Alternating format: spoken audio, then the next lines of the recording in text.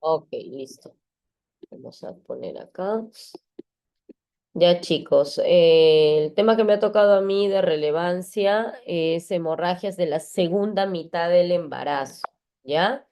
Es una clase importante, ya que íbamos a englobar patologías que nos pueden llevar a una alta mortalidad materno-fetal. Primero, tenemos que pensar algo y preguntarnos, ¿qué hacer si una gestante de más de 20 semanas presenta sangrado vaginal? O más de 22, dirían algunos, ¿no? Por la definición de aborto. Eh, Porque obviamente si tiene menos de 22 semanas es un aborto. Ahora estoy yo de anfitrión, me van a llegar todos. Por favor, si alguien más puede ponerse de coanfitrión para aceptar a los alumnos. Porque si Entonces, ¿qué hacer si una gestante de más de 20 semanas presenta sangrado vaginal? Tenemos que preguntarnos. Primero, tengo que hacer una evaluación rápida del estado general de la paciente y el feto. ¿Qué predomina más? Siempre hemos dicho que va a predominar siempre la salud materna sobre la fetal, bajo cualquier Doctora, disculpe, circunstancia. ha dejado de compartir su pantalla. Seguro como me han quitado de anfitrión. A ver, ya. ¿Se ve, por favor? Sí, doctora. Sí, doctora.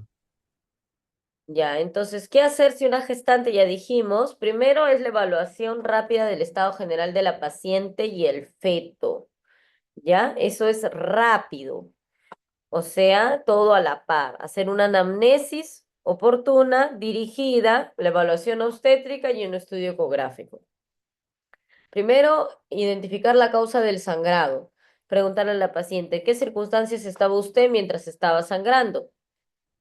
Estaba de repente teniendo relaciones sexuales, se cayó, se golpeó, estaba tranquila, sentada conversando con su amigo, descansando y se levantó y estaba manchada la ropa de cama o su ropa con sangre.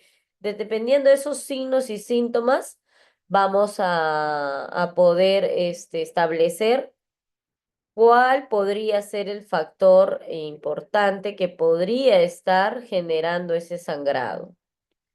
¿Ya? Entonces, identifico primero la causa de sangrado. Tomo las funciones vitales de la paciente para ver si hay un compromiso hemodinámico importante, ¿no? Si está taquicárdica, si está hipotensa, si ese sangrado la está llevando a una inestabilidad hemodinámica. Luego, rápidamente paso a la altura uterina, la evaluación obstétrica. Me fijo en el tono del útero, la dinámica, o sea, si hay contracciones o no, y la frecuencia cardíaca fetal. Y después de haber hecho eso y valorar la viabilidad del feto, podría yo poder poner un espéculo vaginal para definir el origen y la cantidad de sangrado. Ojo, no dice de frente hacer tacto vaginal, porque yo no sé a qué me estoy enfrentando. No sé si es una placenta previa, no sé si es un DPP, no sé si es otra cosa. Entonces, lo que más me va a ayudar es poner el espéculo para definir el origen y la cantidad. Y tan pronto como sea posible, descartar caso de placenta previa. Para eso vamos a poder pedir una ecografía y ver la localización de la placenta y si es que estuviéramos sospechando en placenta previa, está contraindicado el tacto vaginal posterior después de hacer el diagnóstico. Obviamente, si es que diagnosticamos y vemos a la especuloscopía perdón, a la ecografía que no es placenta previa, ya con tranquilidad le puedo hacer su tacto vaginal. Y ahorita vamos a ver cómo se diagnostica placenta previa.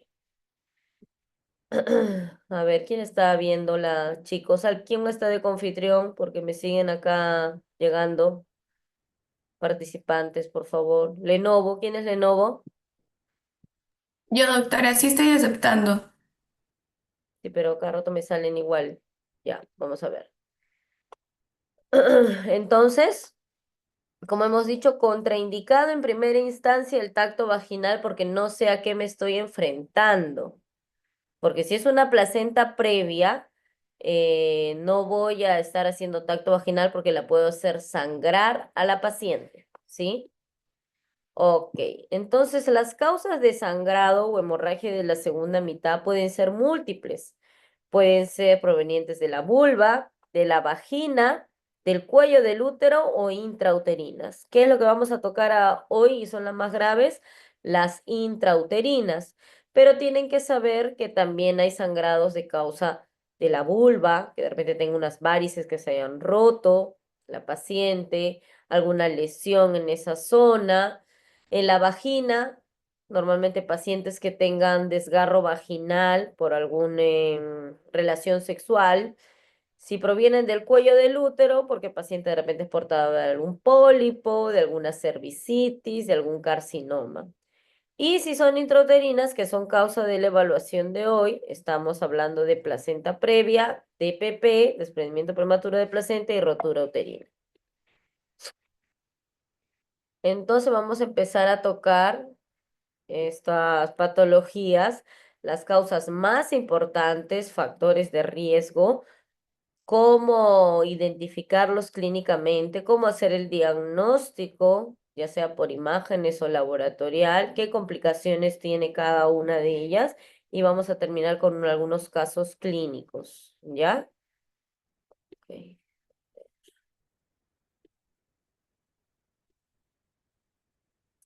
Me siguen llegando alumnos.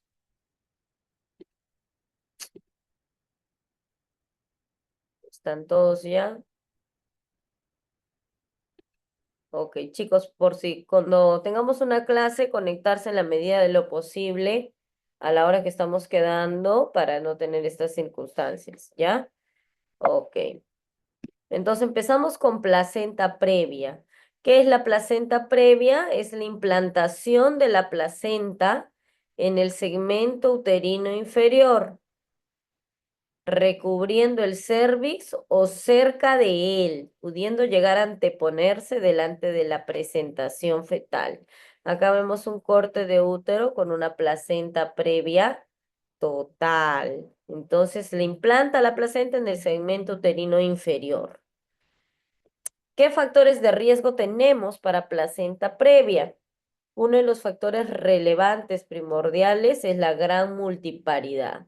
Cada vez que una paciente se embaraza, ocasiona una cicatriz a nivel uterina. Caso que cuando viene el segundo o tercer embarazo, el blastocisto que quiere implantarse no se va a implantar en la cicatriz o cercano a la cicatriz anterior. Entonces, cada vez su implantación va a ser más y más baja. ¿Ya? Entonces, la gran multiparidad es un factor directamente proporcional ligado a como factor de riesgo de placenta previa, como tipo de placenta previa. Luego tenemos las pacientes mayores a 45 años, perdón, 35 años, edad materna avanzada, y las pacientes fumadoras. Pacientes que hayan sido sometidas a cualquier procedimiento quirúrgico a nivel uterino, ya sea legrados uterinos, tratamiento de endometriosis, algunas cauterizaciones a nivel de útero, pacientes que hayan tenido alguna cesárea, miomectomías y pacientes portadoras de miomas. Esas pacientes son las que tienen mayor factor de riesgo para hacer placenta previa, ¿ya? Periodo intergenésico corto, también las pacientes que se embarazan en menos de año y medio. Placenta grande, placentomegalia o paciente con algunos tumores uterinos. Entonces, los miomas también se comportan como tipo de mioma, de tumores uterinos y por ende la implantación de la placenta va a ser anormal, ¿ya? Eso es importante. ¿Cuál es la clínica? Lo característico de esta placenta previa va a ser el sangrado indoloro. Sangrado espontáneo sin dolor, rojo rutilante. Continuo, cantidad variable, insidioso. No es brusca el sangrado de la placenta previa. No tiene dolor. Puede causar, dependiendo de la cantidad de sangrado, anemia o shock hipovolémico incluso, sobre todo si el sangrado es continuo y abundante y la paciente no pide ayuda. Y también, como consecuencia, puede hacer en una paciente, la paciente que se embaraza con placenta previa, perdón, que hace placenta previa durante el embarazo, causa una posición anómala fetal. Lo más frecuente es que los bebés que vengan de placentas previas estén podálicos o transversos, ¿ya? Entonces causan alteración en la posición fetal. El diagnóstico, como vemos acá, espéculo, siempre. Examen con espéculo y también buscar descartar algunas otras causas de sangrado genital, como ya hemos dicho al principio, ¿no? Pólipos, erosiones, cáncer, zona vulvar. Contraindicado el tacto vaginal. No puedo hacerle tacto vaginal en una paciente que yo no sé a qué me enfrento. ¿Por qué? Porque el tacto vaginal yo voy a buscar tocar el orificio cervical externo. Y ese orificio cervical externo, mi dedo va a estar en contacto con la placenta. Y si ya está sangrando esa placenta, con mi dígito pulsión voy a hacerla sangrar más. Entonces, de repente la placenta previa que estaba sangrando muy poco, haciéndole un tacto vaginal, le voy a duplicar o triplicar el sangrado. El diagnóstico, el ultrasonido es el gol estándar, 95% de éxito cuando se diagnostica después de la semana 32. No hablo de placenta previa cuando es gestante menor a 32 semanas. No hablo de placenta previa cuando es menor a 32 semanas. Mayor a 32, hago el diagnóstico. Perdón un ratito. Sí pasa. La paciente Ya, firma. Ok, entonces el tratamiento va a ser la ecografía, el diagnóstico mediante ecografía transvaginal. La ecografía transvaginal, dado que tiene se llama un transductor endocavitario ROMO, no va a causarle alguna lesión en la paciente. ¿Por qué? Porque no lo voy a meter dentro del cuello uterino, lo voy a hacer superficial. Entonces, inocuo para la paciente con placenta previa. ¿Cómo se confirma? Después de la semana 32, me va a determinar la localización exacta de la placenta, segura aun cuando exista sangrado activo, y me da una sensibilidad del 87,5% y una especificidad en el diagnóstico de 98,5%. Entonces, la ecografía transvaginal, gol estándar. ¿En qué pacientes de repente la ecografía transvaginal no me ayudaría mucho?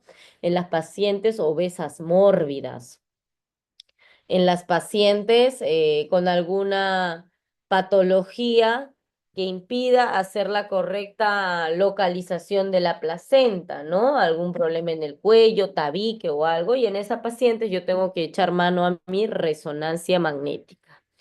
Pero el 90% de las pacientes se va a hacer el diagnóstico. Basta con una ecografía transvaginal. Obviamente tengo que ser experto, bueno, saber hacer el diagnóstico, buscar, medir dónde está el cuello para localizar la placenta. Acá vemos una imagen de placenta previa parcial en una gestación de 32 semanas. En el examen por espéculo, el cuello uterino presenta una dilatación de 3 a 4 centímetros. Entonces yo pongo el espéculo y ¿qué estoy viendo? Que las membranas están ahí, la cabeza ya está con 4 centímetros de dilatación, pero también se está presentando la placenta, que probablemente ya haya estado sangrando, ¿no? Porque la placenta previa en trabajo de parto, fase activa, va a ocasionar sangrado. Entonces tenemos 4 tipos de placenta previa: la de inserción baja, la marginal, la parcial y la total. Estas se clasifican según la valoración ecográfica. Acá vemos la placenta de inserción baja. Vemos acá, miren cómo está dibujado el cuello del útero. Esto es en una ecografía transvaginal. Y que la placenta de inserción baja está entre 2 a 5 centímetros arriba del orificio cervical interno. Voy a apuntar acá. Miren, este es el orificio cervical interno. Por acá esto entra en traductor. Y la placenta está mayor a 2 a 5 centímetros. Cuando hablamos de placenta normoinserta tiene que estar a más de 5 centímetros del orificio cervical interno, ¿ya? La placenta previa marginal, vemos acá igual la misma imagen, el cuello del útero, sin embargo la placenta previa marginal está ya a menor distancia del orificio cervical interno. Acá está y lo medimos, ¿no? Está entre 0 a 2 centímetros del orificio cervical interno. Ahí hablamos de placenta previa marginal. Placenta previa oclusiva parcial. Llega al orificio cervical interno, como ven acá, esto rosita es la placenta, llega al orificio cervical interno, pero no lo atraviesa en su totalidad, no está haciendo esto.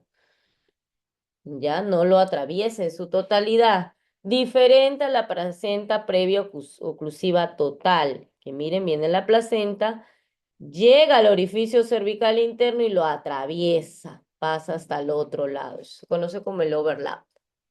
¿Ya? Entonces, esas son las diferencias en los tipos de placenta previa. Oclusiva total, oclusiva parcial, placenta previa marginal y de inserción baja. El tratamiento va a estar condicionado por la severidad del sangrado. Obviamente no es lo mismo tratar a una paciente que esté hemodinámicamente estable a una paciente que llega por la unidad de shock trauma, ¿no? Va a depender también de la edad gestacional. Si es una paciente que se está viniendo en hemorragia, yo voy a echar mano a poder operarla, sacar ese bebé independientemente de la edad gestacional, porque eso le puede causar la muerte a mi paciente. Como les digo, en obstetricia el bebé pasa a un segundo plano. Una muerte materna es catastrófica, entonces no puedo permitir que se me muera una gestante. Va a estar condicionado también, como les digo, por la edad gestacional, por eso mismo. Obviamente, si es una paciente con sangrado mínimo, manchitas, o sangró y ahora ya no sangra, y es un bebé que recién tiene menos de 34 semanas, yo voy a hacer un manejo expectante, esperar, hospitalizar, reposo absoluto, iniciar maduración pulmonar con corticoides. ¿Para qué? Para esperar que madure el pulmón y luego tener que operar si se presentara otro episodio de sangrado. Pero si es una paciente que viene con un sangrado activo, con una inestabilidad hemodinámica, eso no me va a importar. Yo no lo voy a dejar en reposo esperando. Tengo que sacar y culminar la gestación. ¿Ya? También está condicionada por la presencia de dinámica uterina.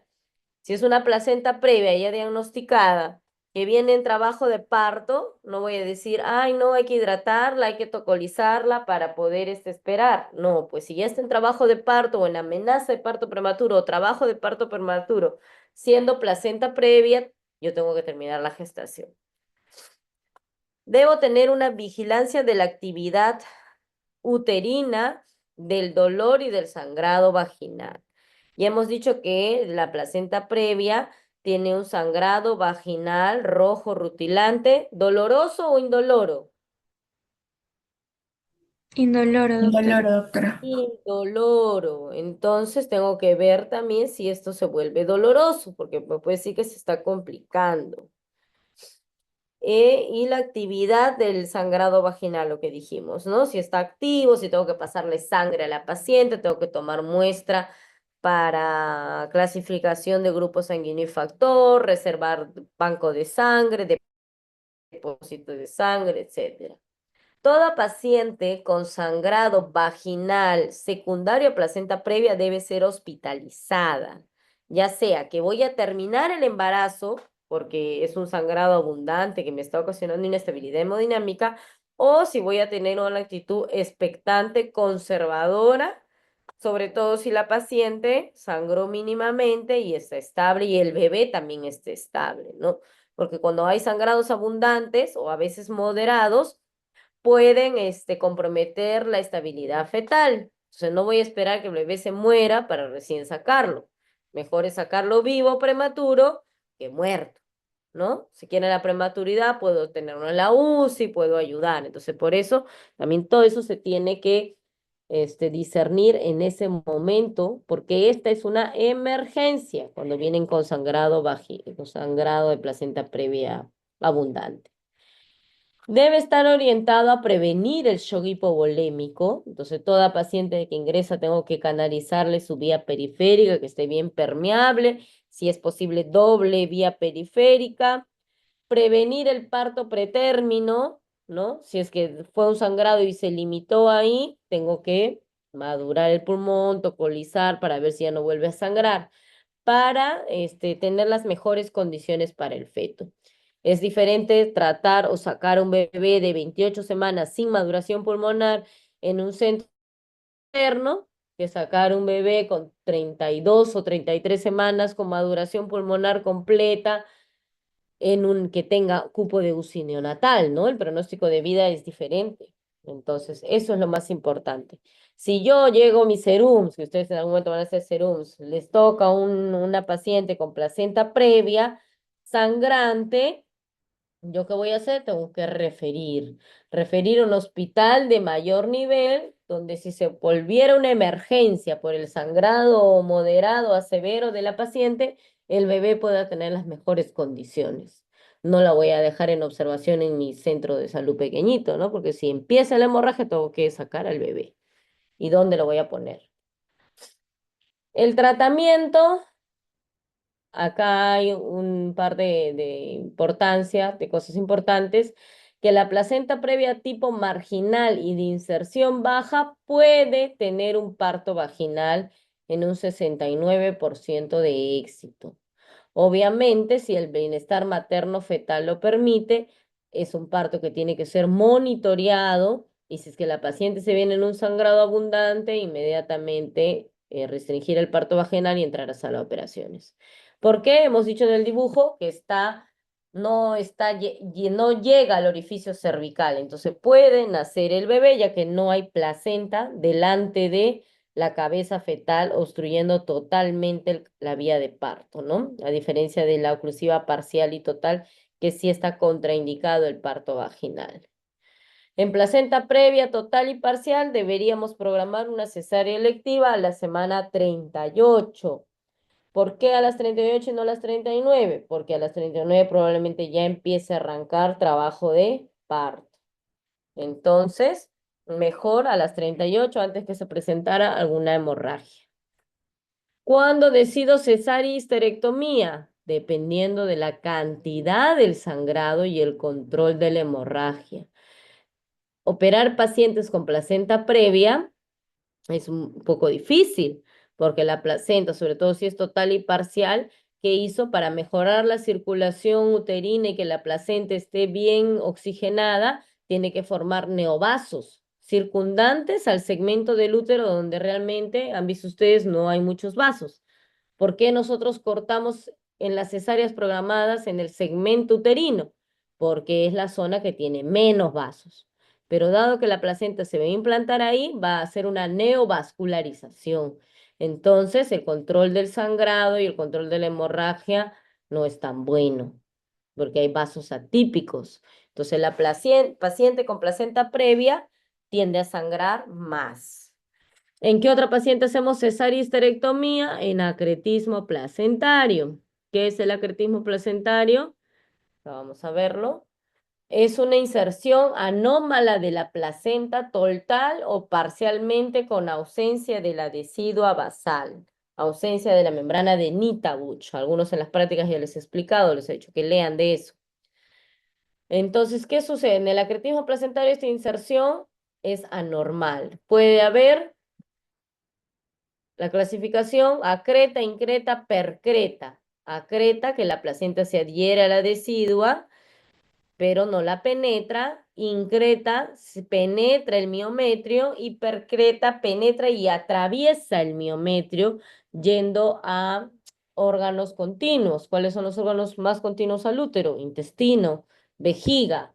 Entonces, dependiendo del grado de acretismo, también la placenta previa en pacientes con cesárea anterior, cirugía uterina previa y la que esté gestando actualmente con placenta previa, hace que el riesgo de acretismo sea mayor. Entonces, como resumen, cuando hay más riesgo de acretismo placentario, paciente con diagnóstico de placenta previa más cesárea anterior. Mientras más cesáreas tenga la paciente, más riesgo de acretismo. Los que están en el Hospital 2 de Mayo, no sé si han pasado visita, en alto riesgo hoy en la práctica, tenemos una paciente gestante de 35 semanas con placenta previa total, cesárea anterior 5 veces. Esta va a ser su sexta cesárea. Entonces tiene una ecografía que nos dice acretismo placentario. Es una paciente que el tratamiento tiene que ser de todo acretismo, en la mayoría, en un 90% de los casos, histerectomía.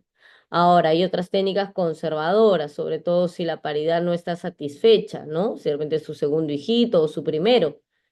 Entonces ahí se evalúa otros tipos de tratamientos, pero igual son tratamientos que ponen en mucho riesgo la vida de la paciente. Por eso el tratamiento gold estándar del acretismo es la histerectomía. ¿Por qué comento acretismo? Porque está ligado como complicación de las pacientes con placenta previa total que tengan antecedentes quirúrgicos. ¿Cuál es el antecedente quirúrgico más importante? Es la cesárea. ¿Ya? El diagnóstico se hace vía ecografía en gestación.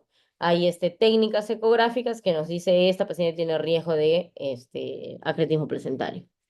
Recomendaciones en las pacientes con placenta previa. Abstinencia sexual una vez realizado el diagnóstico. Obviamente, si estamos contraindicando el parto vaginal por el posible sangrado, pues también tiene que estar contraindicada el acto sexual, ¿no? Medir la longitud cervical. Cuando el cuello del útero en pacientes con diagnóstico ya de placenta previa le mido y mide menos de 3 centímetros, nos avisora que hay un mayor riesgo de hemorragia y de parto prematuro. Eso nos dice la COGE, el Colegio Americano de Ginecólogos Obstetras. Entonces, hacer una cervicometría a esas pacientes. Menos de 3, yo digo, esa placenta con placenta previa puede sangrar o puede hacerme un parto prematuro. Prevención de la anemia materna, o sea, esa paciente que tiene diagnóstico de placenta previa, yo no puedo dejar que llegue anémica a término del embarazo. Y si la paciente tiene factor RH negativo, tengo que colocarle la vacuna inmunoglobulina anti-D como prevención, porque la placenta previa en cualquier momento va a sangrar y me va a hacer que forme anticuerpos la mamá contra el factor RH del bebé. ¿Ya? Muy bien. Hasta ahí, ¿alguna pregunta con respecto a placenta previa? Doctora, Sí, ¿podría repetir lo de acreta, increta y pancreta? percreta. Acá está. Percreta, perdón. Ya, espérate un ratito. Se me mueve con esto. Quiero poner la diapositiva un ratito.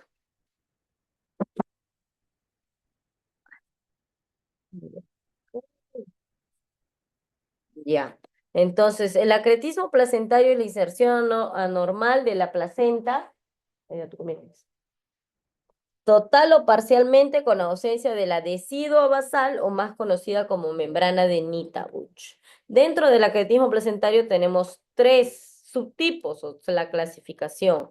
La placenta acreta, que quiere decir que la placenta se invade, se pega a la decidua basal, mas no la penetra. Por eso las placentas, el acretismo placentario no se puede extraer fácilmente porque la placenta está atravesando la decidua basal en el acretismo. En el incretismo, la placenta, aparte de atravesar la decidua basal, penetra al miometrio. Entonces es considerada la placenta increta. Y la percreta, la placenta invade el miometrio y lo traspasa. ¿A cuál órganos más frecuentemente? Son los órganos colindantes al útero. ¿Cuál es? Intestino, vejiga. ¿Ya? Intestino, vejiga. ¿Ok? ¿Está bien? ¿O buscabas alguna Sí, doctora, otra gracias. pregunta en base a placenta previa? Chicos, Doctora, ¿Me escucha? doctora, quería consultar si la placenta de inserción baja también se considera placenta previa. Hemos dicho que parte de la clasificación de placenta previa es placenta previa total, parcial, marginal y de inserción baja. La placenta de inserción baja es un tipo de placenta previa. Acá está en la clasificación. ¿Lo ven? Placenta de inserción baja, marginal, previa parcial y previa total. Son tipos de placenta previa. Existen dos tipos. Perdón, cuatro tipos. ¿Ya? Ok, doctora, gracias. Bueno, pasamos entonces a desprendimiento prematuro de placenta. Me dicen, por favor, si se ve las diapositivas. No sé por qué me Sí salió. se ve, doctora. Listo, avanzamos. ¿Qué es el DPP? Es la separación parcial o total de la placenta insertada en la cavidad uterina, que ocurre después de la semana 22 y antes del tercer periodo del parto.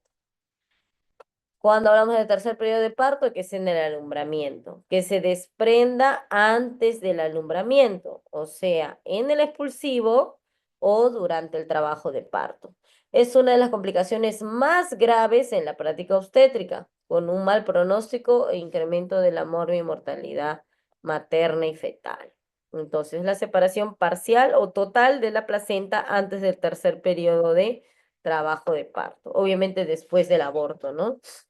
Ok, factores de riesgo relevantes. A la cabeza, hipertensión, preeclampsia. Es el factor de riesgo número 1 para DPP. Paciente que haya hecho RPM también tiene un factor de riesgo para DPP. Paciente con parto prematuro. Pacientes fumadoras y consumidoras de cocaína.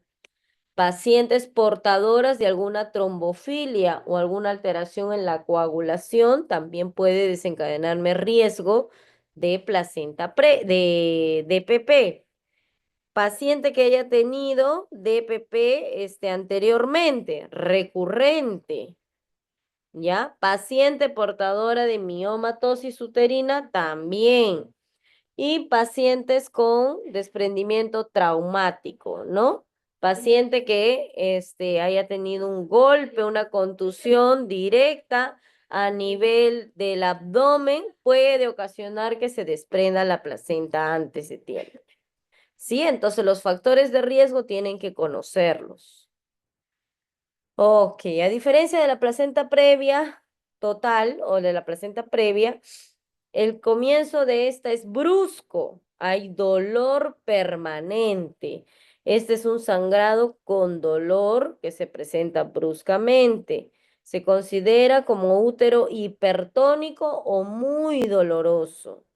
Paciente todo el momento está con el útero bien contraído, duro, le duele, es como si estuviera en trabajo de parto en expulsivo y a veces ni están en trabajo de parto, pero es un útero doloroso.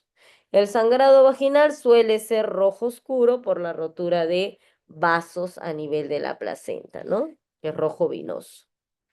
En el caso de DPP, porque primero hay una hipoxemia, por eso la sangre se vuelve oscura, no es como la sangre de la placenta previa, que es rojo rutilante. Manifestaciones clínicas, lo más frecuente, el sangrado vaginal, pero asociado a dolor, mucho dolor, anormalidades en el tono del útero y distrés fetal. Entonces, la triada clásica, sangrado vaginal, dolor abdominal e hipertonía uterina. Sangrado vaginal doloroso, útero hipertónico. Dentro del DPP hemos dicho que puede haber DPP total o parcial también, pero uno de los que más nos preocupa es el DPP oculto, que ocasiona una hemorragia oculta. Miren acá estas imágenes, acá se está desprendiendo la placenta según su localización y ¿qué puedo ver yo? Que empieza a tener sangrado. Entonces el sangrado es lo que asusta a la paciente y viene a la emergencia. ¿Qué pasa en este caso? Toda la placenta, basta ver un ratito.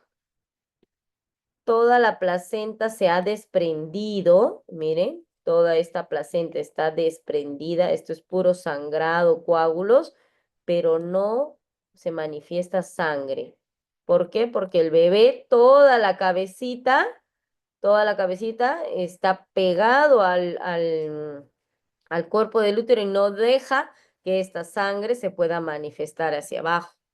Entonces, lo más peligroso, igual acá, miren, la posición del bebé, todo ya está desprendido de la placenta, pero la paciente no tiene síntomas de sangrado. Sí de dolor, sí de dolor. Entonces, por eso se le explica a las pacientes que los signos de alarma son dolor, tipo contracción o útero hipertónico, sangrado, pérdida de líquido, porque también el RPM se asocia a DPP. Entonces, todos esos tenemos que instruirles a la paciente para que venga. Entonces, la paciente a veces demora o retrasa en venir, como no ve sangrado, tiene dolor, pero dice, ay, bueno, ya está empezando mi parto, dice. Ay, me muero de mi casa de dolor. Ya, cuando ya no pueda soportar, como no tengo sangrado, vengo y ya llega y es un DPP oculto, una hemorragia oculta y el bebé ya está fallecido, ¿no? Porque obviamente el bebé no respira, no oxigena, no hace nada, todo lo hace la placenta. Si la placenta se desprende, no va a llegar ese oxígeno al bebé, no va a tener nada. Entonces, lo que más nos preocupa del DPP. Tenemos acá dos tipos de clasificaciones de placenta, normalmente, desprendimiento de prematuro de placenta. La clasificación de Cher y la clasificación de Page. La clasificación de Cher correlaciona el incremento de la morbimortalidad materna con el grado de DPP. Tenemos grado 1, 2 y 3, según el grado de desprendimiento. Grado 1 leve, nos avisa que hay un hematoma retroplacentario, hemorragia escasa o ausente, menor a 150 mililitros. Entonces no hay riesgo fetal. Si el grado 2 moderado, hay una metrorragia anteparto, o sea, hay sangrado, hay signos clásicos de DPP, dolor, útero hipertónico, alteración en la frecuencia cardíaca del bebé, y esto nos dice que hay un hematoma por lo menos entre 150 a 500 mililitros. La mortalidad perinatal se eleva.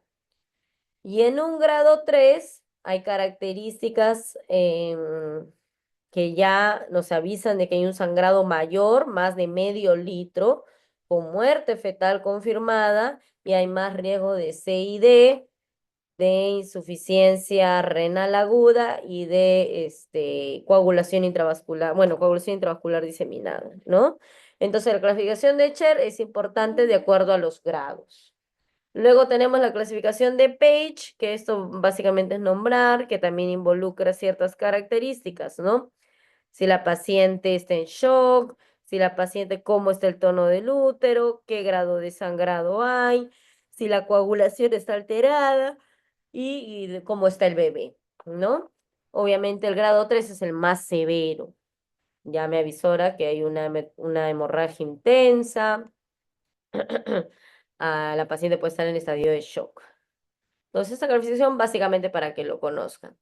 Entonces, vemos acá, miren, esta es una placenta que está insertada normalmente en la pared del útero. Acá no está desprendida, todo está muy bien. Vemos acá la oxigenación, sangre venosa, sangre arterial, sin problema. ¿Qué pasa si se desprende? Acá está desprendida, ya no llega oxigenación, los vasos se mueren y el sangrado, por ende, es más un sangrado venoso, por eso se ve rojo oscuro. El DPP también es conocido como abrupto placentae, por si acaso, ¿ya?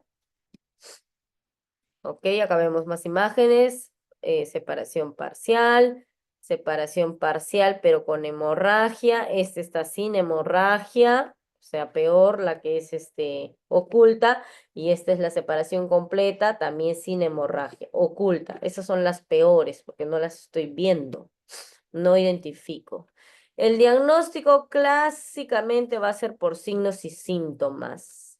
¿Ya? Signos y síntomas. Obviamente ahí se diagnostican los casos agudos porque la paciente viene buscando ayuda, ¿no? El otro diagnóstico es por ecografía y flujometría Doppler, de repente un hallazgo ecográfico. Obviamente esto cuando hablamos de grado 1, ¿no? Cuando es leve, la paciente no tiene síntomas, no hay inestabilidad hemodinámica ni materna ni fetal, entonces, obviamente puede ser un hallazgo y encontramos un hematoma, ¿no? Un hematoma, ¿ok? Miren, por ejemplo, acá vemos una placenta, acá estamos haciendo una ecografía y hay una hemorragia, acá hay una separación, este es el útero, esto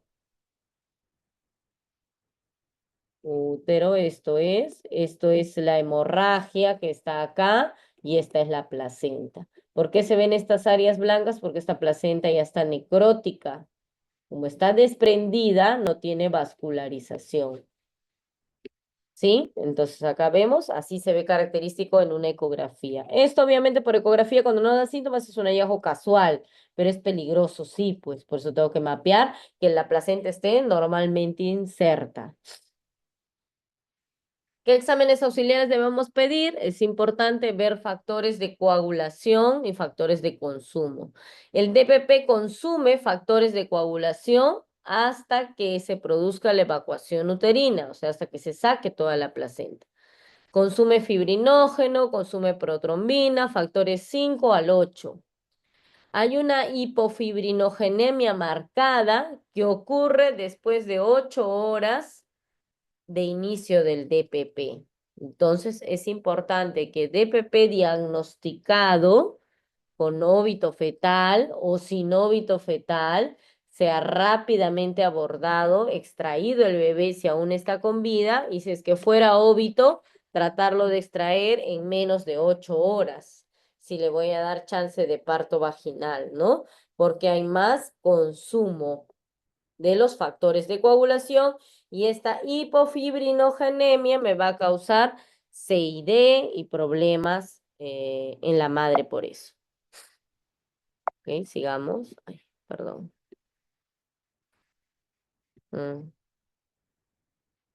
El tratamiento va a depender del estado materno y la viabilidad fetal. Son las consideraciones más importantes que van a influir sobre la decisión a tomar. Como hemos dicho también, pasa a un segundo plano el bebé. Primero es la mamá. El DPP grave o hemorragia oculta o severo, grado 3, es también un riesgo para la mamá porque si bien es cierto, no es un sangrado aparatoso como la placenta previa, me empieza a consumir factores de coagulación. ¿Ya? Entonces, eso es importante. El tratamiento, tengo que estabilizar hemodinámicamente a la paciente. Me preparo ante la posibilidad del nuevo sangrado de DPP, o sea, tengo que canalizar vía, cruzar paquete de sangre y todo esto.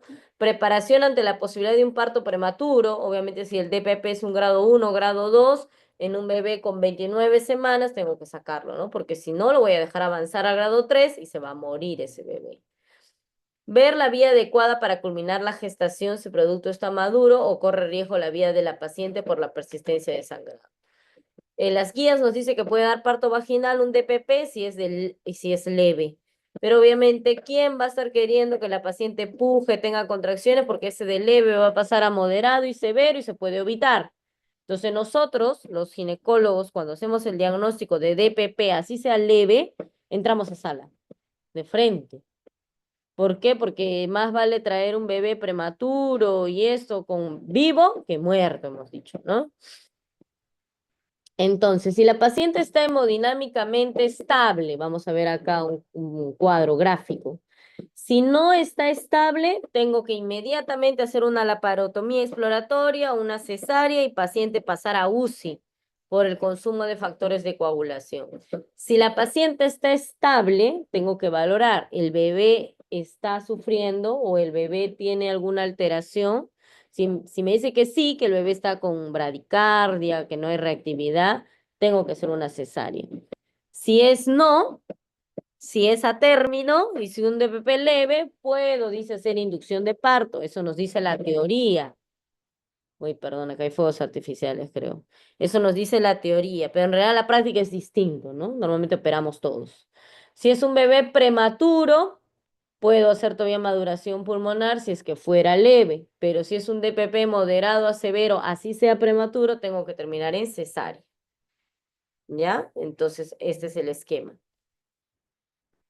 ¿Qué tengo que hacer? Monitoreo materno-fetal permanente, manejo para evitar el shock hipovolémico y manejo de la coagulopatía por consumo, sobre todo si el DPP no es evacuado o no es tratado pasada las 8 horas, ¿no?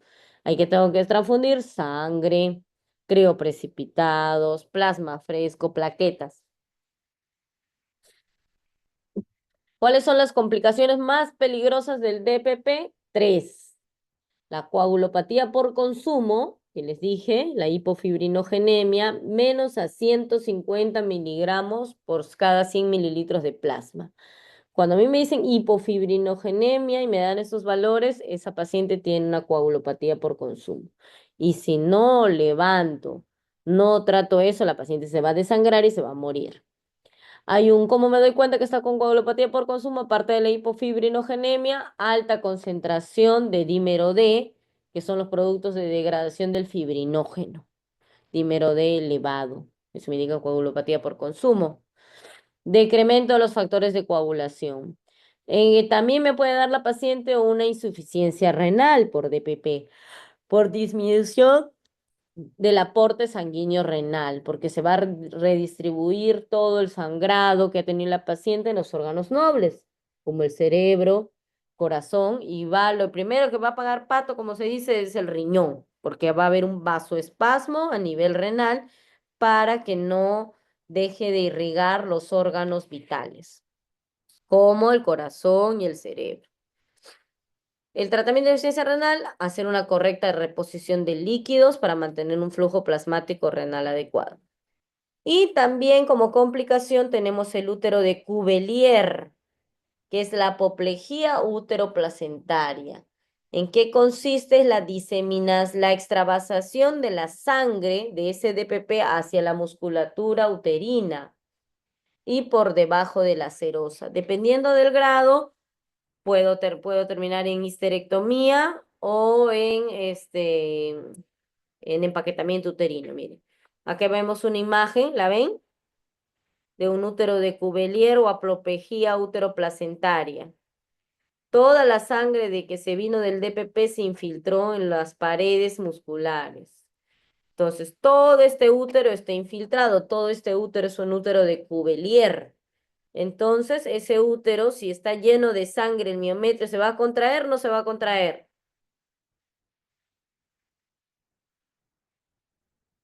Chicos, No, doctora. no se va a contraer porque el músculo todo estaba rotado de sangre. Entonces, ese útero ya no sirve. Lo más probable es que termine en histerectomía. ¿Cómo también vamos a hacer el diagnóstico? Aparte de la clínica, aparte de verlo con mis propios ojos que se desprendió la placenta en una cesárea, la anatomía patológica, la presencia del coágulo retroplacentario, como vemos esta imagen, miren la placenta acá, y hay una presencia de coágulo que ya está muerta, esta parte de la placenta, porque se ha desprendido. El anatomopatólogo nos mandará así. ¿Ok? ¿Alguna pregunta de DPP?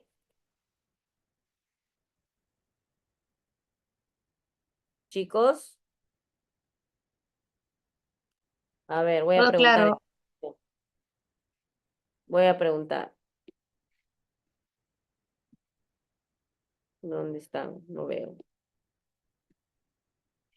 Acá. A ver, Brigitte, nómbrame 3 factores de riesgo para DPP. Brigitte Quispe.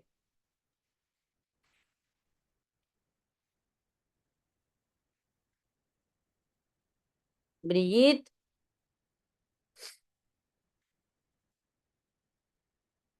no está conectada su compañera.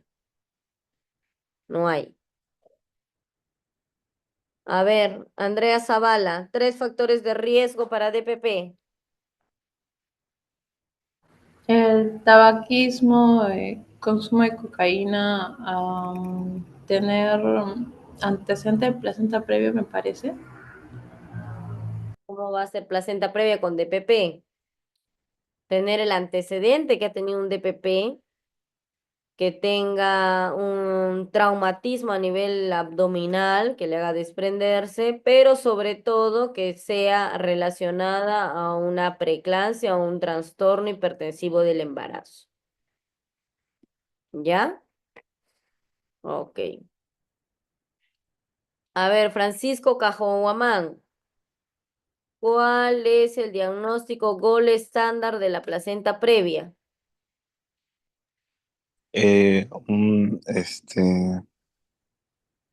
Una eco transvaginal a las 32 semanas. Una eco transvaginal a las 32 semanas, que es donde ya se hace el diagnóstico. Ujú. Si alguien hace una ecografía y obviamente ve la placenta previa, marginal, inserción baja, total o parcial a la semana 25, no voy a hacer el diagnóstico definitivo de placenta previa total o de placenta previa. ¿Por qué? Porque todavía la placenta sigue migrando, sigue cambiando, sigue creciendo hasta la semana 32. Obviamente lo ponemos como hallazgo placenta baja, así se pone. Placenta en el segmento uterino inferior, para que ponga sobre alerta a la paciente de que puede tener una placenta previa total más adelante. Muy bien, sigamos entonces. Pasamos a rotura uterina, que es también otra emergencia obstétrica. Definición: es la completa separación del miometrio con o sin expulsión de las partes fetales en la cavidad peritoneal. Requiere una cesárea de emergencia o laparotomía. Es su complicación durante el parto asociada a muy elevada morbimortalidad materno-fetal. Se presenta la incidencia de 1 en 1000 partos. 0,1% pueden hacer rotura uterina. ¿Qué pacientes son las más predisponentes a hacer rotura uterina? Las pacientes que se someten a parto vaginal que tuvieron una cesárea. Sin embargo, la incidencia parece poca, ¿no? 1 en 1000. Tendría que darle parto vaginal a 1000 pacientes que han tenido cesárea para tener una rotura uterina. Pero esa rotura uterina te puede conllevar una muerte materna, fetal, un sangrado masivo y listo. Así que hay que tener precaución. Aparte de las cesáreas anteriores, ¿qué otros factores de riesgo tengo para rotura uterina? Cualquier paciente que haya sido sometida a una cirugía uterina previa, miomectomía, ya que son las más frecuentes. Legrados también, pacientes que se embarazan prontamente, periodo intergenésico corto, menos de 18 meses, entre bebé y bebé, más riesgo de rotura uterina. Pacientes añosas, edad materna avanzada. Pacientes obesas, factor de riesgo también. Paciente con rotura uterina previa. Paciente que está haciéndose un sobreabuso de los uterotónicos. ¿Cuáles son los uterotónicos más frecuentes? Un misoprostol, oxitocina. Entonces, cuando lo utilizamos a grandes dosis, ya sea para inducción de parto, para acentuación de trabajo de parto, conducción de parto, podemos llevar a la paciente una rotura uterina. ¿Ya? Por eso hay que titularlo y verlo bien. Pacientes con bebés macrosómicos, que estamos dando chance de parto vaginal, aparte la distocia de hombros que puede tener el bebé, también puede haber rotura uterina, ¿ya? Entonces, esos factores de riesgo son relevantes. En las preguntas tipo examen son lo que más preguntamos, factores de riesgo, para que ustedes analicen, y casos clínicos. Clasificación por etiopatogenia. Tenemos la espontánea, por traumatismo o iatrogénica, ¿no? Espontánea que se rompió porque de repente estoy dando chance a un parto vaginal, un feto que es grande. Por traumatismo, estos fetos grandes. Y la iatrogénica, las bebés que estoy, las pacientes que estoy induciendo parto, ¿no? Con oxitocina, con misoprostol. También dentro de los traumáticos tenemos la famosa maniobra de Christeller. No sé si han visto ustedes o han escuchado cuando lleven neo. Van a escuchar. Le hacemos un Christeller. ¿Qué quiere decir? Empujamos el fondo muchas veces del útero para que salga la cabeza fetal.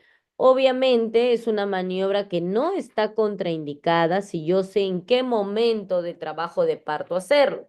Normalmente la hacemos en pacientes cuando la cabeza ya está coronando del bebé, yo la veo y la paciente está agotada y no puja. Entonces en ese momento yo ayudo apretando el fondo del útero para que el bebé pueda salir. Pero si yo le hago su maniobra de Christeller, empujo el fondo del útero, cuando el bebé ni siquiera se ha asomado por canal de parto y está arriba, obviamente voy a romper esta zona del segmento, ay, perdón, esta zona del segmento inferior, sobre todo si es cesárea previa, y por ahí se va a salir la cabeza del bebé y genera una hemorragia. Porque rompo ahí. ¿Por qué ahí esa zona es más frecuente que se rompa? Porque esa zona es la parte más delgada, porque esa zona es donde corto para mi cesárea. Entonces tiene ahí una alteración.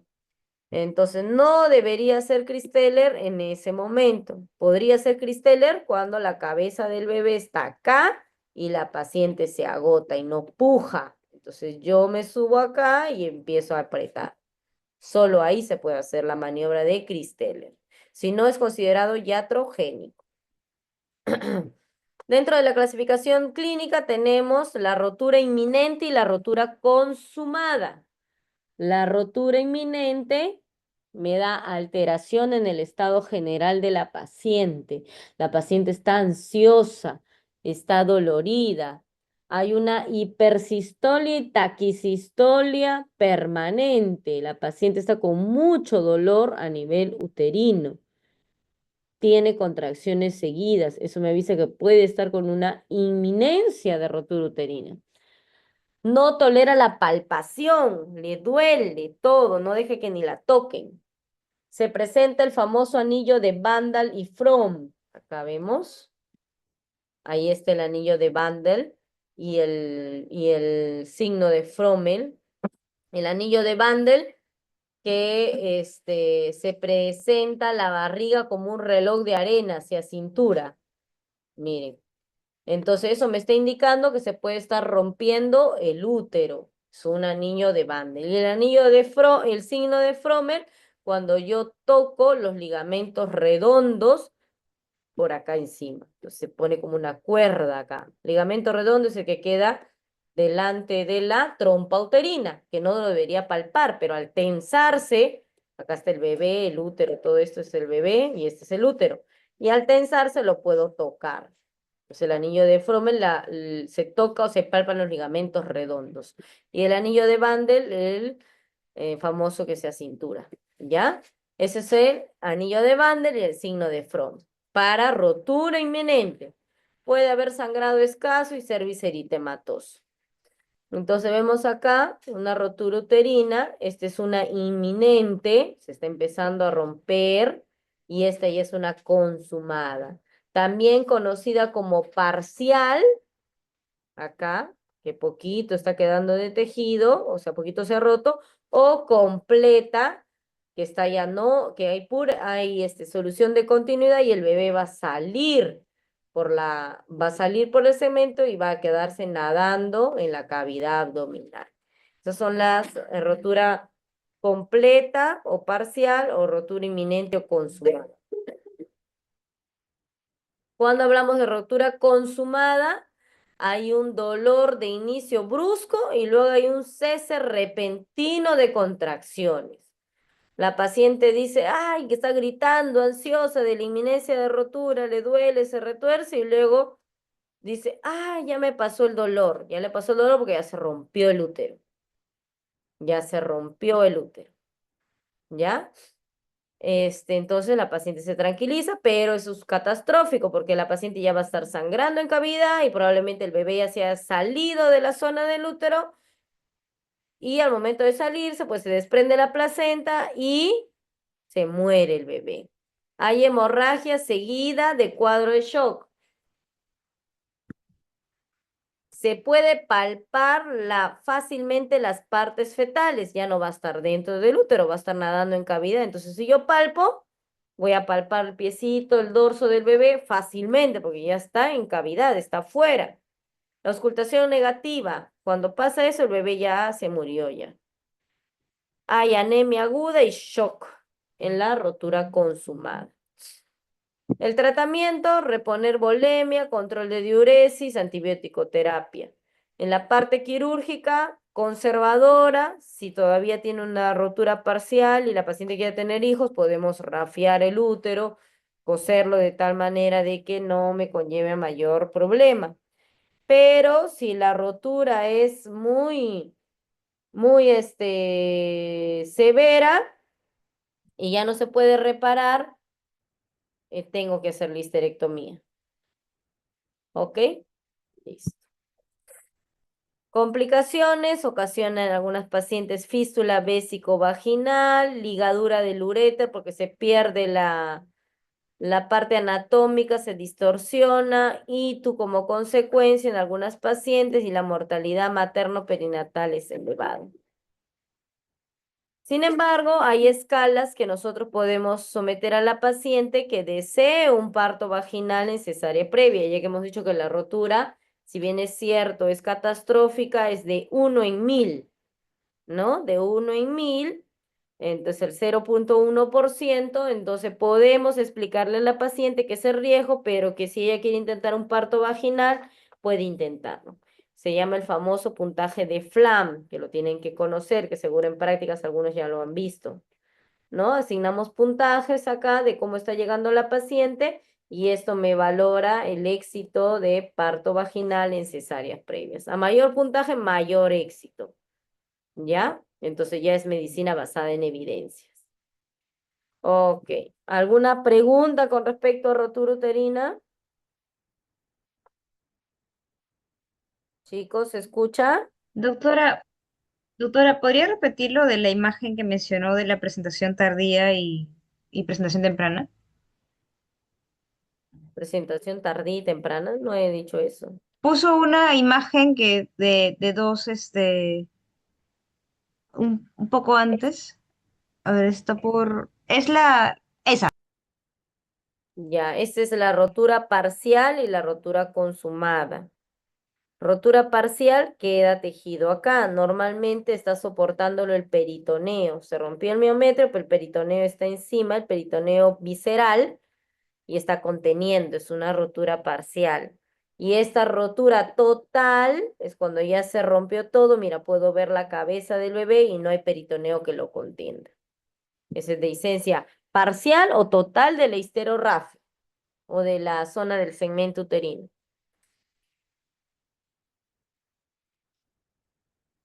¿Ya? Gracias, doctora. Sí,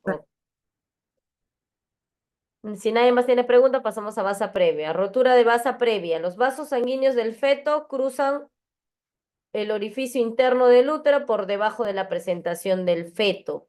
Vemos acá, miren, cómo se insertan los vasos sanguíneos en la placenta. Miren acá cómo se inserta esta basa previa. Los vasos no se van a insertar totalmente en la placenta, también están insertados en el amnios. Y estos vasos que están insertados en el amnios no tienen esta protección como el tejido placentario. Entonces, que si el amnio se rompe, ocasiona un RPM, o nosotros rompemos el amnios por un amniorexis, una ruptura artificial de membranas, podemos romper y va a empezar a sangrar directamente el vaso del cordón umbilical, porque no tiene la gelatina de Wharton que lo está protegiendo, ni todo ese tejido placentario. ¿No deberían insertarse así? No deberían. Todo debería estar insertado acá, en el tejido de la placenta. Entonces, cuando sucede eso, miren acá, esta imagen. Está la placenta acá, los vasos del cordón umbilical están sin Wharton, sin este tejido que está acá, y tampoco están metidos en la placenta. Están nadando acá a merced de todo el trabajo de parto que se va a presentar. Entonces, conocido como vasa previa en inserción velamentosa del cordón umbilical entre el amnios y el corion.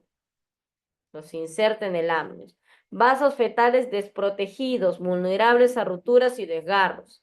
El sangrado, a diferencia del DPP de la placenta previa, que son directamente de la placenta, este sangrado de vasa previa o rotura de vasa previa es de origen fetal.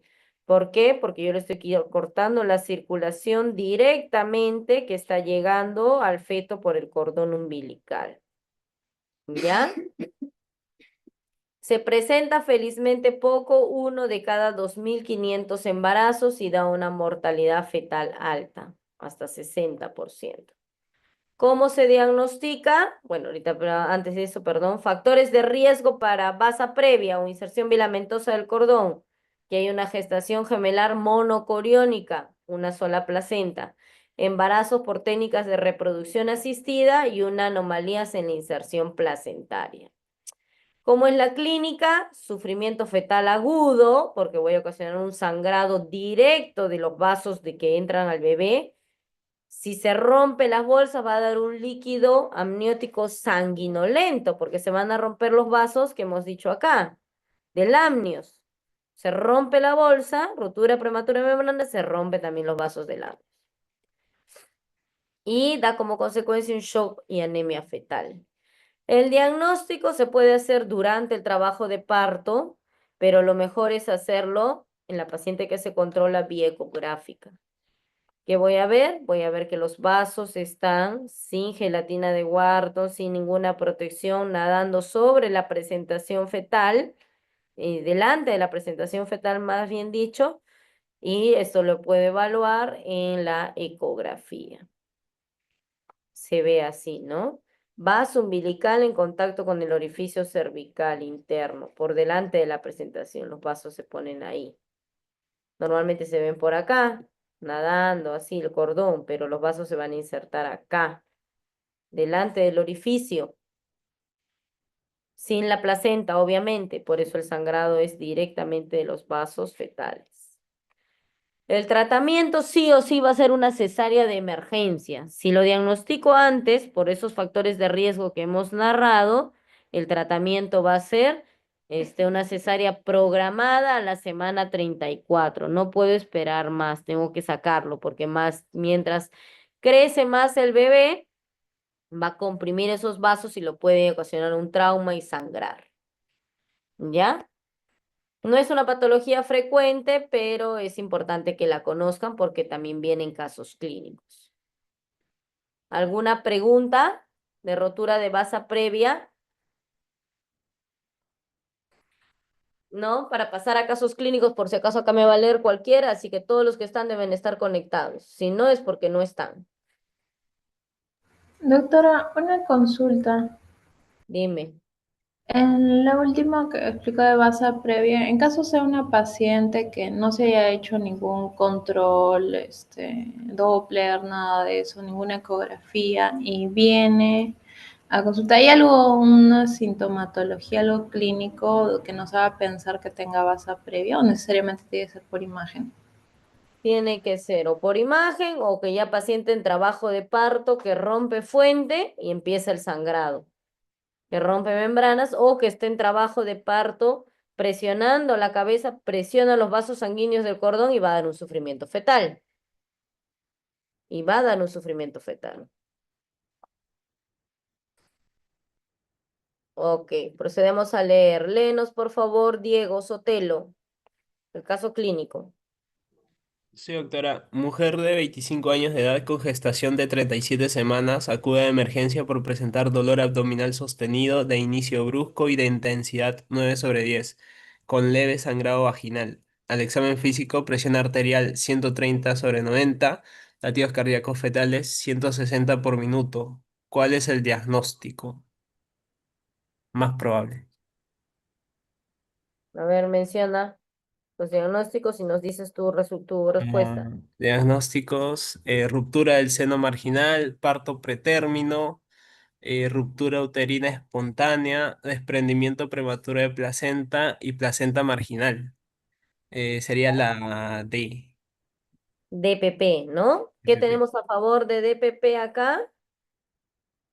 A ver, Ah, bueno, el dolor abdominal y el sangrado vaginal. dolor abdominal de inicio brusco. Intensidad 9 de 10. Es brusco, es doloroso. Sangrado vaginal leve. Presión arterial, la diastólica me está en 90. Me indica trastorno hipertensivo del embarazo. Entonces, dolor abdominal de inicio brusco. Intensidad 9 de 10, muy doloroso. No voy a marcar por placenta previa. Hemos dicho que ese no tiene dolor. Parto pretérmino, ¿cómo voy a marcar si tiene 37 semanas? Ruptura de seno marginal, también conocida como ruptura de basa previa o de inserción velamentosa del cordón. No puede ser porque no me avisoran, no me dicen un sangrado vaginal abundante en trabajo de parto, no me dicen sufrimiento fetal. ¿Ya? Entonces es DPP. Muy bien. Ay. Siguiente. A ver, nos va a leer. Uy, esto tengo que borrar un ratito. ¿Dónde se pone borrar? Ya. Nos va a leer Ana Flavia Delgado. Sí, doctora. A ver. ¿Cuál de las siguientes, cuál de las siguientes pacientes es la que con mayor probabilidad tendría una placenta previa? Am, bueno, las alternativas son 19 años de edad, gesta 1 para 2 presentación de vértice, 24 años de edad, gesta 2 para 1 presentación pélvica, 34 años de edad, gesta 5 para 3 abortos 1 presentación de vértice, 36 años de edad, gesta 7 para 6 abortos 0 situación transversa, 28 años de edad, gesta 3 para 1 abortos 1 presentación pélvica. Eh, ¿Cuál También sería? sería la de doctora por multigesta y por la edad. Ya, tiene acá varios factores de riesgo, ¿no? Es gran multípara, añosa, y que hemos dicho que cuando hay placenta previa, la posición del bebé se altera a transversa o apodálica normalmente. Esta no, porque es una paciente joven, tiene un solo hijo. Esta, dos hijos, pacientes joven, no. Esta sí podría ser porque tiene gesta 5, pero presentación de vértice, ahí ya me está alejando. Esta, joven, también gesta 3, presentación pelviana, pero no es una gran multípara. Esta sería la más acertada, ¿no? La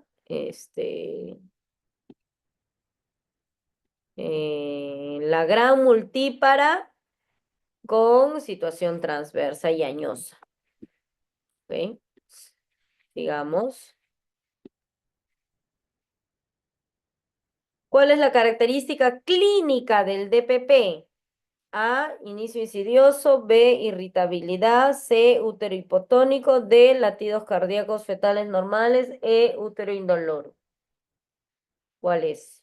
A ver, vamos a preguntarle a Orellana, Diana, ¿cuál marcas?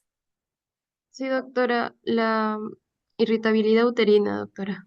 Muy bien. Irritabilidad uterina o también conocida como útero hipertónico o útero de Cuvelier, también te lo pueden poner.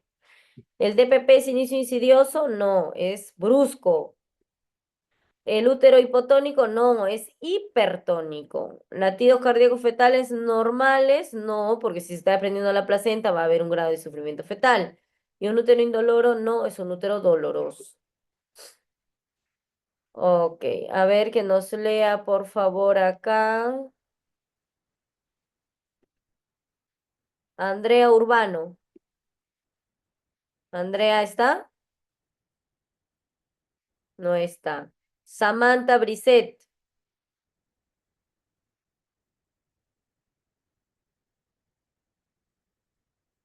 Samantha Brisset. No está. Olga Alvarado. Doctora, buenas tardes. Hola, Olga. Léenos, por favor, la pregunta.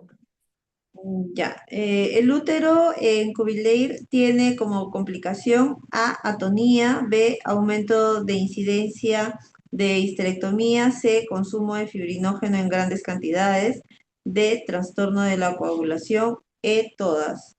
Bueno, yo marcaría todas.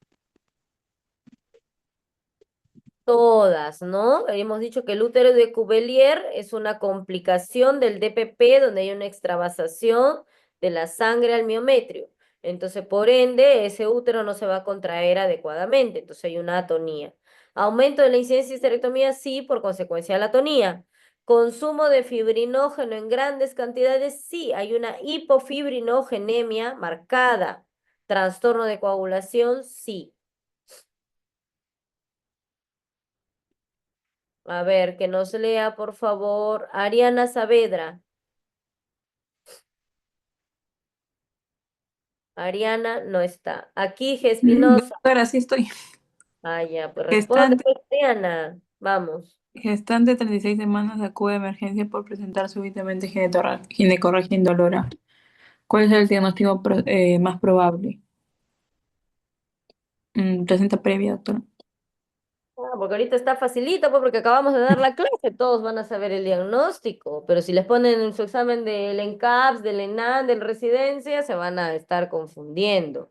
¿Qué es lo característico acá? Ginecorragia indolora. Ginecorragia indolora. ¿Qué más? Tú misma, Adriana, ¿no? ¿Quién leyó? Yo, doctora. ¿Cómo te llamas? Ariana. Ariana, Adriana te estoy diciendo. Adriana, tú misma, ya, me haces el diagnóstico de placenta previa. Clínicamente, entonces hemos dicho hemorragia indolora. Clasificación, ¿cuáles son los 4 tipos de placenta previa? Lo hemos dicho en la teoría. ¿Me escucha, doctora? Sí, sí, sí. La de inserción baja, la marginal, la parcial y total. Ya, muy bien. ¿Y cómo es el diagnóstico? ¿Con qué haces el diagnóstico? ¿Cuál es el gol estándar?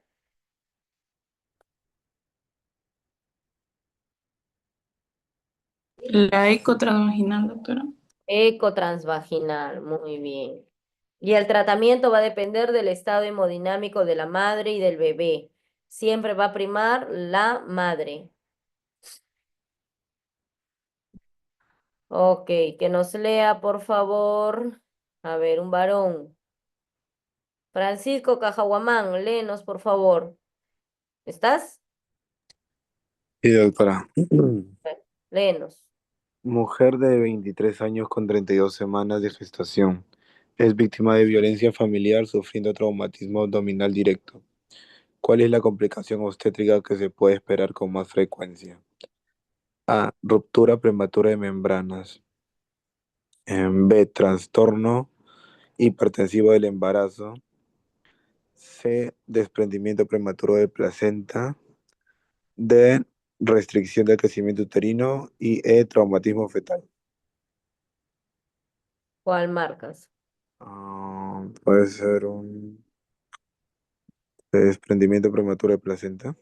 Un DPP, ¿no? Va a Ajá. ser DPP, ¿por qué? Porque estamos ligados el DPP, aparte de la preeclampsia, de los antecedentes que hemos dicho, macrosomía, etcétera, el traumatismo abdominal directo. Paciente que llega a la emergencia, ya sea por agresión, de violencia doméstica, por accidente de tránsito, si hubo un traumatismo abdominal directo, ya sea por cualquiera de esas cosas, por caídas, por otra cosa, tengo que descartar DPP. Obviamente el DPP de repente no se va a presentar rápidamente, pero dentro de las primeras 24 horas se pueden presentar los signos y síntomas. Obviamente la paciente va a buscar ir a emergencia rápidamente después de haber tenido una contusión, una caída, un golpe en su barriga. Llegan los pacientes llorando, quiero saber si mi bebé está bien. Entonces, ¿qué le hacemos? Una ecografía y vemos características clínicas. Si no está con dolor, más alejado un DPP. Podemos hacer una ecografía y vemos que la placenta no tenga signos de desprendimiento, como hemos visto en la anterior figura, ¿no? Entonces, en esta paciente, víctima de violencia familiar, sufriendo traumatismo directo. ¿Qué deberíamos descartar? DPP. ¿En cuál de las siguientes situaciones está contraindicada la exploración vaginal durante el embarazo? Que hemos dicho la placenta previa. Ahí no podemos.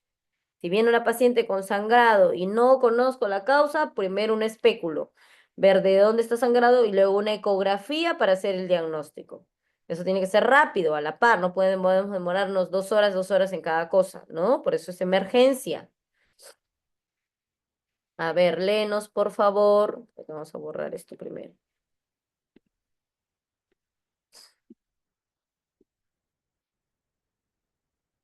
¿Me escuchan?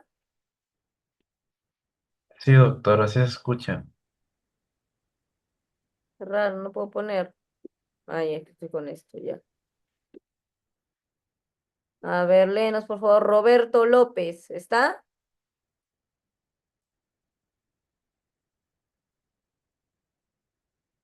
Roberto López. Chicos, los que no están, yo estoy anotando, ¿ah? Que no están presentes en la clase. Esta clase es igual, está programada. Que haya habido cambio de tema no es problema, pero está programado, ustedes deben conectarse a su actividad.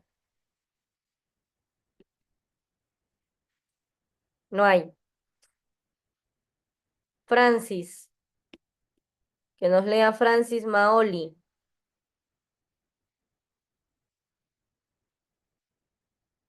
Tampoco está. Que nos lea Cristian Coyachagua. Presente, doctora. Ya, léenos. Un momento, doctora, por favor.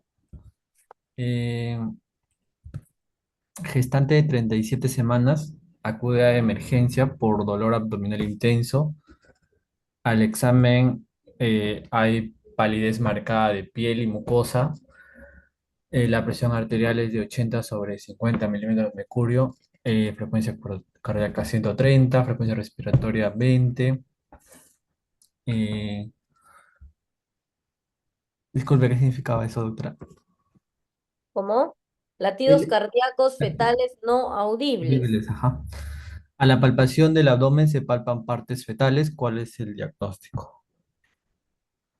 Lee las Eh, alternativas y tú mismo. la A es placenta previa, desprendimiento prematuro de placenta, vasa previa, desgarro cervical y ruptura uterina.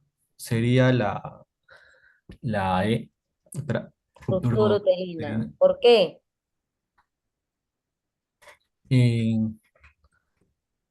por, bueno, también uno de los síntomas sería, ¿no? El dolor intenso abdominal y la frecuencia cardíaca y la presión arterial, que el Pero eso sístole y la también, diástole están bajas. eso puede darte un DPP también tranquilamente, ¿no? Inestabilidad hemodinámica y dolor. También está el hecho de que se puedan palpar las partes fetales. Eso es lo principal, que ya no hay latidos y se palpan las partes fetales. Ya el útero se rompió, hizo una rotura consumada de útero, el bebé salió del útero, lo palpo en la cavidad abdominal y la paciente está con shock. Presión arterial 80-50, frecuencia cardíaca 130, pálida. Está en estadio de shock. Entonces tengo que inmediatamente estabilizar y entrar a sala. Ya ese bebé ya no creo que ya no se pueda salvar, ¿no? Ok, Gracias, doctora. muy bien, gracias. Siguiente, a ver, que nos lea. Rosana Charapaquí.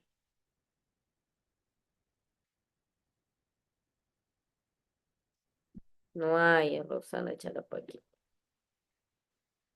Dorcas Guamán. Sí, doctora. Léenos, por Eh, favor. Primija está de 23 años de edad con 37 semanas de gestación. Ingresa a la emergencia con sangrado vaginal, rojo rutilante sin dolor. No obstante, la frecuencia cardíaca fetal se mantiene estable en 150 por minuto. ¿Qué procedimiento indicaría usted? Lee los procedimientos. Examen digital del cervix, test no estresante, inducción del trabajo de parto, ruptura de membranas, examen de ultrasonografía. Primero, ¿cuál es tu diagnóstico? Sí, doctora, sería un DBP. Un DPP.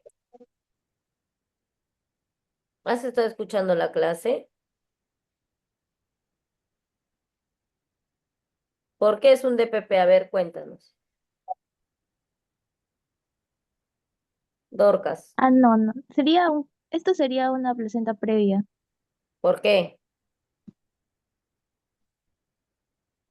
Sí, pensé que era por el rojo rutilante, por la coloración, pero eh, sería placenta previa. ¿Por qué? ¿Porque es rojo rutilante?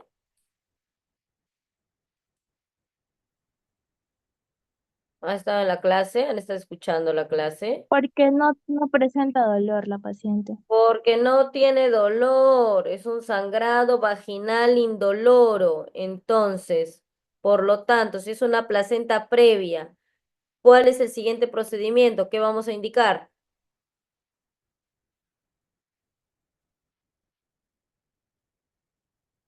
La A, la B, la C, la D o la E. ¿Qué vamos a indicar? Ultrasonografía, doctora. Se- Sería el ultrasonido, doctora. Ultrasonido para identificar y valorar qué tipo de placenta previa es. Ya, por favor, atenta, esas cosas no se pueden confundir, son básicas, básicas en esta altura de su curso ya y de su año de universidad. A ver, vamos a ver, ¿quién más? Que nos lea, ya todos los chicos, pura mujer, no me queda, pocos chicos. Pero porque se conectan y dejan nomás ahí conectado y ni siquiera están en la clase. A ver, Diego Sotelo, nada. Sí, Roberto, doctora, a ver, Diego. gestante de 38 años, cesárea anterior 3 veces, con diagnóstico de placenta previa. ¿Cuál es la patología asociada más frecuente? Distosia funicular, acretismo placentario, vasa previa, ruptura uterina, ruptura prematura de membranas. La ¿Es la teoría que acabamos de decir, ¿cuál es la respuesta? ruptura uterina? Diego, se nota que no has estado en la clase, entonces. No, porque cesárea anterior 3 veces. Y tiene placenta previa. ¿Cuál es el diagnóstico? Adiós. A ver, Nereida, que está que levanta la mano. Doctora, la paciente tiene placenta previa, o sea, ella tenía una cicatriz uterina previa por las cesáreas previas que ha tenido, entonces sería cretismo placentario. Así es, lo he dicho bien claro en la clase. No sé de dónde me saca tu compañero rotura uterina. ¿En qué momento? Acá ni siquiera dice que está con dolor, con sangrado, solo te pone sus antecedentes. ¿Cuál es la patología asociada más frecuente? Placenta previa más cesáreas anteriores más cesáreas continuas. 1, 2, 3, 4, 5 cesáreas o miomectomía o algún procedimiento a nivel uterino, más riesgo de acretismo placentario, que ya hemos dicho que es una inserción anómala de la placenta, que puede darme acretismo, incretismo, percretismo, tratamiento, histerectomía. Ok, ven que no están atentos, ahí yo me doy cuenta, quién está atento, quién no. Ok, ¿alguna duda, alguna pregunta para ya dar por terminado en la clase? Doctora, una consulta. Sí. Para diferenciar lo que es desprendimiento prematuro de placenta de ruptura uterina en el momento del dolor como tal, porque ambos tienen un dolor intenso, ¿hay algo que lo pueda diferenciar justo en ese preciso momento? O sea, algo clínico, más allá de lo del signo de eso de en el momento de que tiene como una forma de reloj de arena. De El la signo de Van. Los Ujú. factores de riesgo. Si hay un DPP, preeclampsia, fumadoras, tabaco. Si es una rotura uterina, que haya estado o que esté en trabajo de parto con cesáreas previas. Ese es el factor de riesgo más relevante. Y después la clínica nada más, ¿no? Porque ambas tienen dolor. Ahora, la rotura uterina consumada es mucho más clínica. Paciente llega en un estado de shock, llega muy adolorida y normalmente se palpan partes fetales en canal, en abdomen. Gracias, doctora. ¿Ok? ¿Alguien alguna otra pregunta para dar por terminada la clase ya?